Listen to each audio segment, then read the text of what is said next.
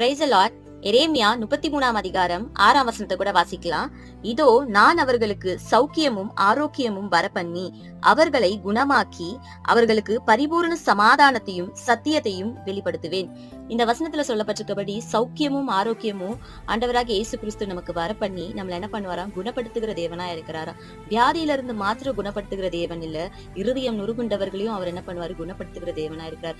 பிசாசின் பிடியில் அகப்பட்டிருக்கிறவங்களை குணப்படுத்துவார்.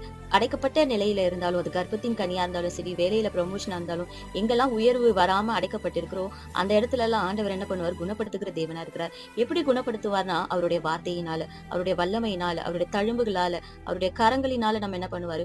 குணப்படுத்துகிற தேவனா இருக்கிறார். இந்த வசனத்தோட கீழ்ப்பகுதியில சொல்லப்பட்டிருக்கு, அவர்களுக்கு பரிபூரண சமாதானத்தையும் சத்தியத்தையும் வெளிப்படுத்துவேன். குணப்படுத்தி அப்படியே விட்டுற மாட்டாரு. நம்மள நீதியின் பாதையில, சத்தியத்தின் பாதையில நம்மள நடத்துவார். கர்த்தர் தாமே இந்த வார்த்தைகளை ஆசீர்வதிப்பாராக. ஆமென்.